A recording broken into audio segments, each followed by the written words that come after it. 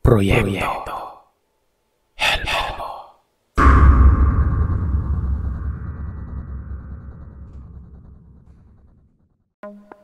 Ako po si Gabriel, mula sa bahaging Kabisayaan. Nagbaka sakali ako magbahagi ng aking karanasan dahil inspirasyon ko na rin ang makinig sa iba't ibang kwentong kababalagan na isinasalaysay ng mga sender mo. Hindi ko makakalimutan. Dekada 80. Kasagsagan noon ang aking pagbibinata. Payak at masaya ang aming pamumuhay. Kahit na mangingisda ang aking ama, tindera naman ang mga kakaninang nanay ko. Hindi hadlang ang kahirapan noon para makapagsumikap ako sa pag-aaral. Mahilig ako makipagkaibigan pero hindi ko naman pinababayaan ang aking pag-aaral. Para sa akin, ang makapagtapos sa pag-aaral ang tanging maipagmamalaki ko sa sarili. Noong mga panahon na yon ay nakita ko ang mga pisikal na pagbabago sa aking kanyuan. Dati-rati ay napakaitim ko. Pero noong umabot na ako sa pagbibinata ay medyo pumusyaw ang kulay ng aking balat. Lumago na rin ang boses ko noon. Mahilig akong ereto na mga kabarkada ko sa mga kakilala nilang kadalagahan. At kung minsan pa nga ay pinipilit pa nila akong manligaw kahit wala akong laukas ng loob na makipagkilala sa mga babae. Sila ang mahilig sa magagandang babae samantalang ako naman ay walang interes sa panlabas na anyo. At hindi ko pa noon nakikita ang sarili ko sa isang relasyon. Isang gabi, niyaya ako ng aking 3 kaibigan na dumalo sa sayawan sa kabilang barangay. Mangyaring pista nun. Maraming dayong magagandang kadalagahan. Kaya naman talagang nasasabik silang makahanap na mabibingwit na mga babae nun.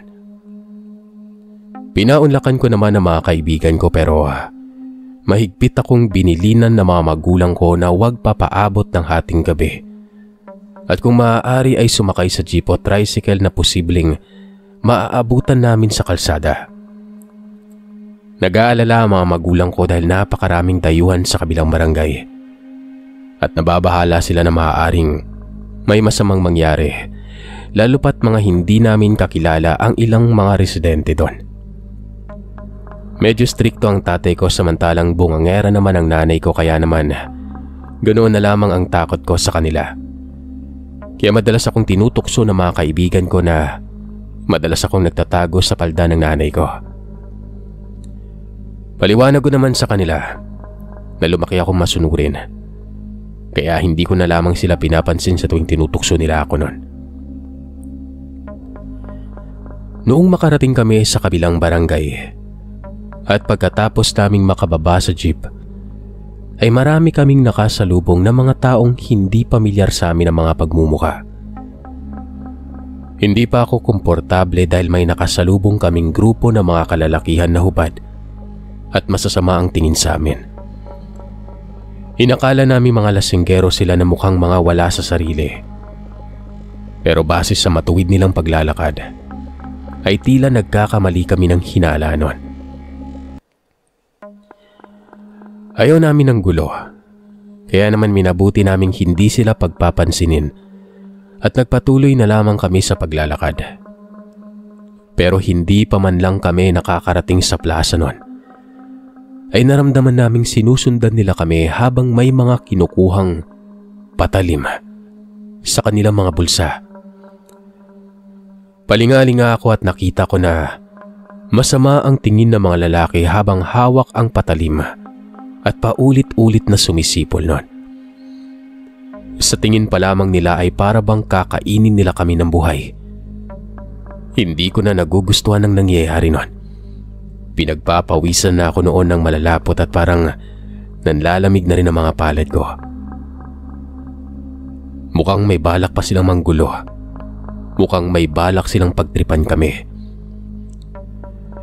Hindi ko malaman noon kung nakursunadahan nila kami pero sa sobrang takot naming magkakaibigan, kumaripas kami ng takbo at dumaan sa matataong lugar. Ramdam pa rin namin na hinahabol nila kami kaya lumiko kami sa isang iskinita at nagtago. Hindi kami kaagad lumabas at hinintay naming tumahimik ang buong paligid. Pinakiramdaman naming mabuti at nang makasiguro kaming wala nang sino man ang umaaligid, ay saka kami lumabas sa aming lungga at nagpatuloy sa paglalakad noon. Dumako kaming magkakaibigan sa bulwagan sa mismong plaza kung saan napupuno ng makukulay na ilaw, banderitas at umuugong na musika. Doon ay napanatag ang isip namin at nawala ang mga takot sa dibdib namin noon dahil sa wakas ay nakarating kami ng ligtas sa sayawan. Ang unang nakapukaw sa atensyon ng mga kaibigan ko ay ang maraming magagandang kadalagahan ang nagkalat sa bawat sulok. Pusturang-pustura naman kaming maglakad patungo sa bulwagan na yon at naghanap ng mga makakasayaw. Nagkataon pa nakakilala ni Ronel ang isang marikit na dalaga at mukhang itinuro pa ito ang iba pang mga kaibigan niya. Nangislap ang mga mata ni Ronel, kaya naman mabilis niya kaming tinawag at isa-isa kaming nakipagkilala sa mga kadalagahan. Mabilis na napako ang atensyon ko sa isa sa pinakamatangkad at mistisang dalaga. Medyo mahinhin ito at mukhang mabait, kaya naman sa unang pagkakataon ay tila na humaling ako at halos hindi kaagad nakapagsalita sa kanyang taglay na alindog. Dahil doon ay ipinagtulakan ako ng aking mga kaibigan na makipagsayaw sa naturang dalaga. Namumula ako sa sobrang kahihiyan, pero laking gulat ko naman na pumayag ang dalaga na makipagsayaw sa akin ng sabihin na lamang nating sweet dance. Nagtungo kami sa isang tabi. Ikinawit niya ang kanyang mga kamay sa balikat ko, samantalang hinawakan ko namang mabuti ang kanyang bewang. Kinakabahan ako ng mga oras na yon. Mabuti na lamang at napigilan ko ang panginginig ng mga kamay ko. Saglit kaming nagkakwentuhan at sa konting sandali ay nakapalagayan ko na rin siya ng loob. Napag-alaman ko na hindi siya taga roon sa barangay at isa lamang siyang dayuhan kasama ang kanyang pamilya. Nagbabakasyon lamang pala siya at pagkatapos ng isang linggo ay babalik na rin sila ng kanyang pamilya sa Masbate. Nagalak naman ako nang malaman ko ang tunay niyang pangalan, Isadora. Nagpatuloy ang aming pagsasayaw sa saliw ng awiting punong-puno ng pag-ibig. Pakiramdam ko nun, kami lamang dalawa ang matatagpuan sa bulwagan, pero biglang nawala lahat ng mga ilusyon sa panaginip ko. Napalitan yon ng kakaibang takot at kaguluhan ng pag-iisip. Nakita ko mula sa kwelyo ng kanyang kasuotan ang bahid ng mantsa. Kulay pula yon. Hindi ko malaman kung bakit noon ko lamang yon napansin, samantalang matagal na kaming sumasayaw sa may bulwagan. May naaamoy din akong mabaho na para bang masangsang na nabubulok na katawan ng tao. At nagmumula ang mismong amoy na yon kay Isadora. Pinagmasdan ko siyang mabuti at doon ay halos magwala ang isipan ko. Biglang nanlisik ang kanyang mapupungay na mga mata. Nanlamig ang buong katawan. Nabitiwan ko siya at bahagya akong napaatras nun. Nagulat siya sa ginawa ko, kaya naman humingi ako ng paumanhin sa kanya. Nagdahilan na lamang akong nahilo at niyaya ko na siyang umupo sa upuan.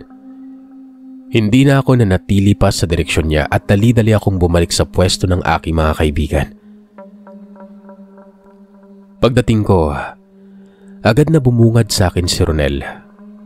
Pinagtatawanan niya ako buhat sa nasaksiyan niya. Tinawag pa niya akong mahinang klaseng nilalang dahil dinadaga ako at hindi ko man lang napapansin na palay na nga ang lumalapit sa manok. Ngumiti ako, papilit ng ngiti. Tiniis kong marinig lahat ng mga pangangantyaw sa akin. Hindi na lang ako nagpahalata sa mga kaibigan ko na may kakaiba akong naramdaman kay Isadora. O baka namamalikmata lamang ako. Paglingon ko sa gawing bulwagan, nahagip ng aking paningin ang papalapit na dalaga. Kinabahan na naman ako dahil lumapit sa akin si Isadora kasama ang kanyang mga kaibigan. Tinanong nila kaming magkakaibigan kung magtatagal kaming sasayaw nun. Nanigurado na muna ako sa mga nakita ko at napansin ko na normal naman tingnan si Isadora. Kaya naman naisip ko na baka namamalikmata lamang ako. Nakahinga ako ng maayos pero hindi pa rin talaga maalis sa isip ko ang nakita ko kanina.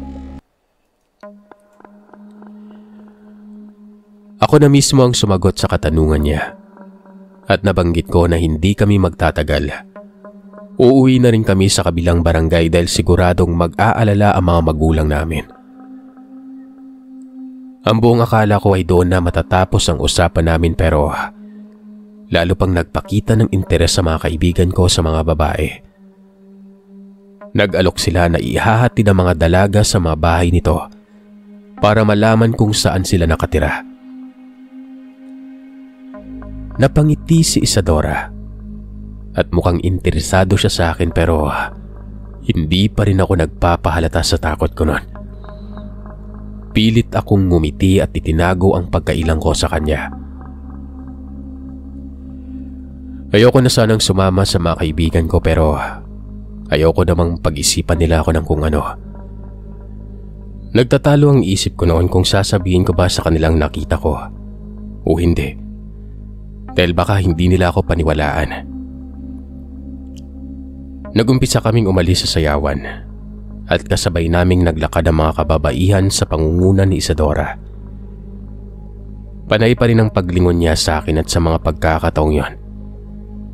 Medyo tumatalim na ang bawat sulyap niya na para bang ayaw niyang makawala ako sa paningin niya.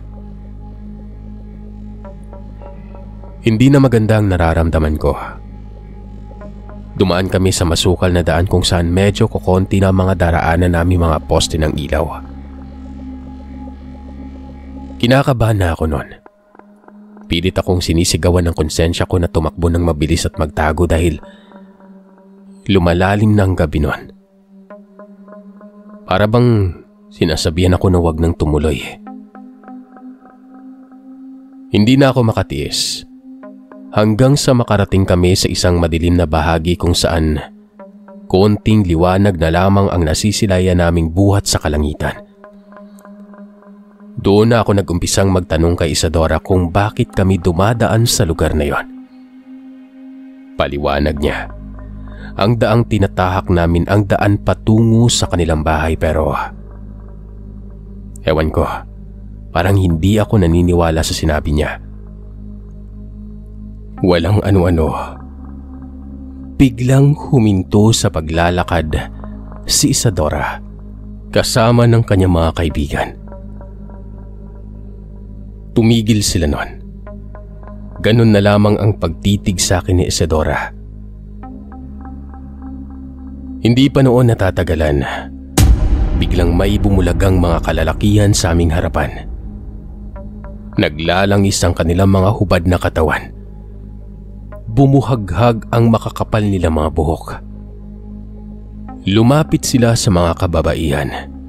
At ganoon na lamang ang ikinamilog na mga mata namin nun nang kausapin ng isa sa mga lalaking yon, si Isadora. Binati nito si Isadora bilang kapatid at hangang-hanga siya sa angking karisma nito na maisama kami sa may madilim na bahagi para maging pagkain nun. Malinaw na malinaw sa akin ang lahat. Nabitag kaming magkakaibigan sa kung anumang patibong. Kapatid ni Isadora ang leader ng mga kalalakihan na nag-abang sa amin sa bungad ng barangay.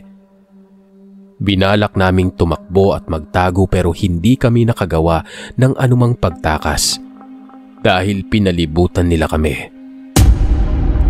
Unti-unting nagbago ang mga anyo ng mga kababaihan na tulad din ng mga lalaking yon. Ng mga sandaling yon, Blankong-blanko na ang isip ko.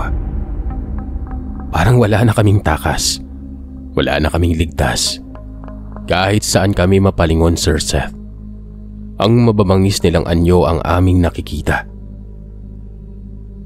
Nag-unahan silang tumakbo palapit sa amin. Lalo kaming kinabahan. Pero sa kabutihang palad, biglang may umalingaw na putok ng di-kalibreng baril. Naalarma kaming lahat at lahat kami ay napalingon sa paligid nun. Nagpatuloy ang sunod-sunod na putok hanggang sa may tinamaan sa mga humahabol sa amin. Mabilis itong bumagsak sa lupa at dahil doon ay nagkagulo ang lahat. Galit na umangil ang mga ito at hinahanap ang pinanggagalingan ng putok na yon.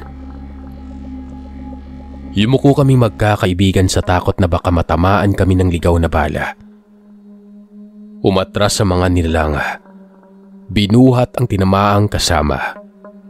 Bahagyang lumayo sa aming direksyon hanggang sa may lumitaw sa bahaging kakahuyan. Hindi kami makakilos mula sa aming kinasasadlakan habang pinagmamasdan namin ang isang bulto ng mga taong lumalabas mula sa pinagkublian. Ang iba sa kanila ay may hawak na baril nun. Lalong nanggalaiti ang mga nilalang. Hindi nila magawang makakilos o makaatake man lamang sa lalaki at sa mga tao. Lalo pat nag-uusap ito sa isang malalim at nakakapangilabot na tinig.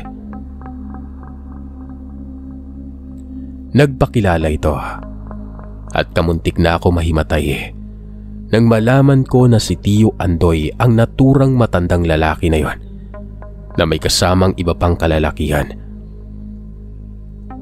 Pinagsisigawan niya ang mga nilalang na kung hindi kami hahayaang makalabas sa barangay ay siguradong tutuluyan niyang ubusin silang lahat. Mabilis namang tumugon ang mga nilalang. Hinayaan nila kaming makatakbo patungo sa tiyuhin ko. Paglapit ko sa kanya, sinapok niya ako sa ulo bago minura ng makailang beses.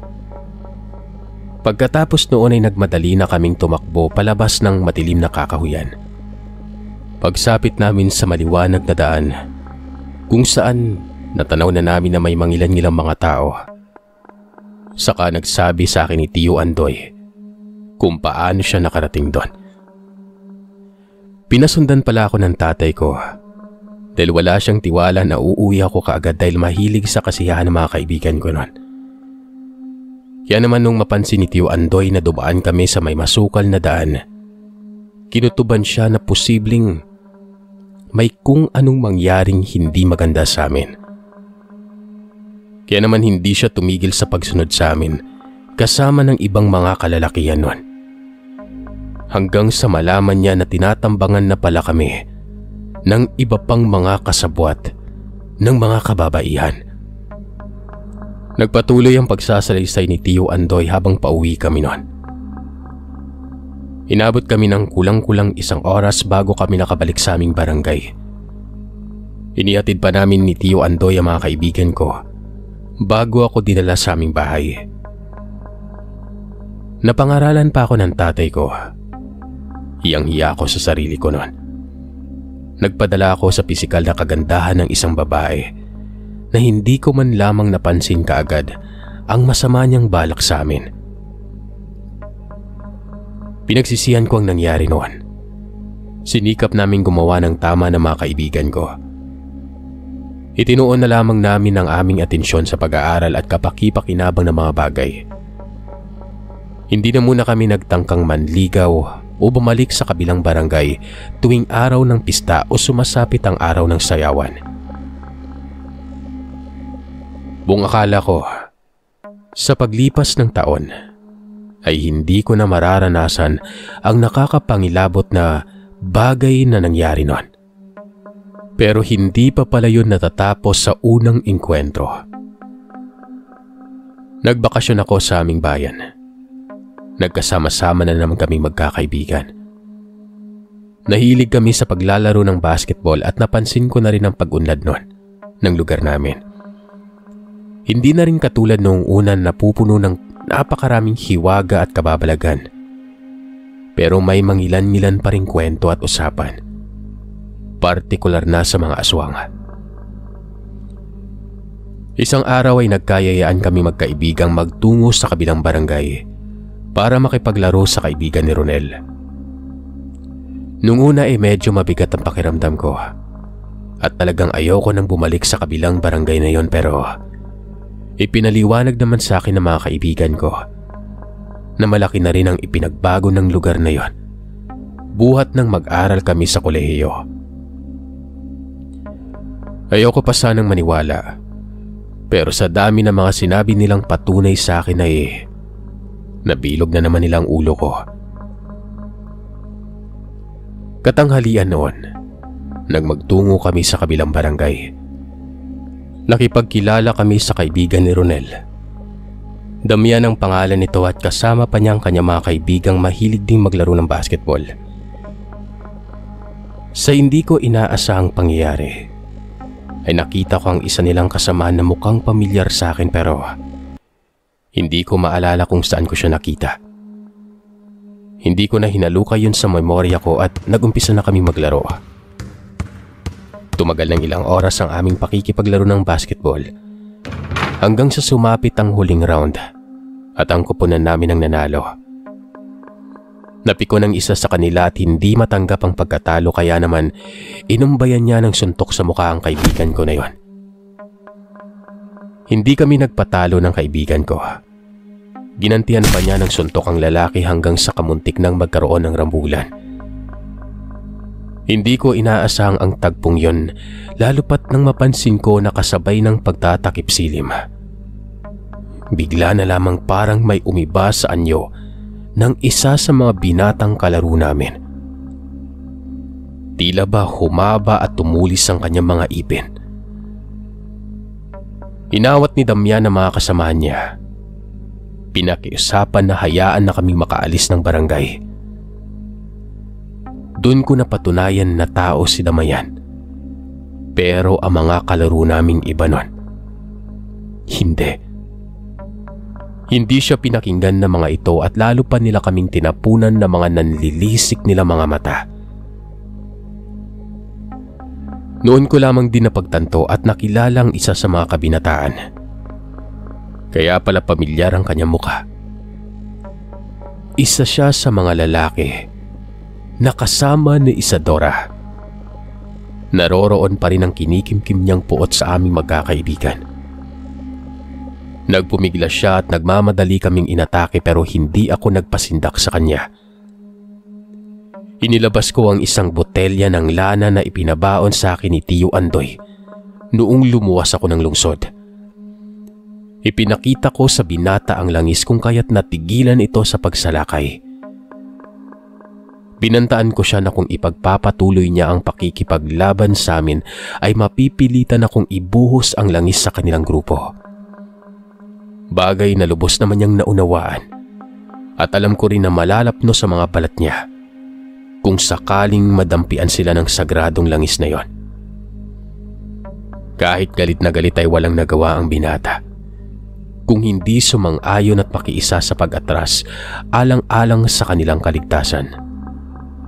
Bahagya siyang umatras at kasunod noon ay nagpasalamat si Damian.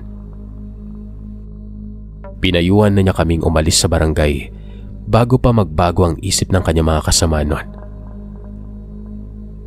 Agad naman kaming nagmamadaling nagtungo sa paradahan ng sasakyan at walang pagdadalawang isip na sumakay at bumiyahe pabalik sa aming barangay. Yun ang huli naming naging engkwentro sa mga yon, bago pa kami muling naghiwa-hiwalay ng landas noong sumapit na muli ang pasukan sa kolehiyo. Ipinangako namin sa aming sarili na hinding-hindi na kami magtutungo sa kabilang barangay dahil natatandaan na kami ng kung sino mang mga nilalang na naroroon.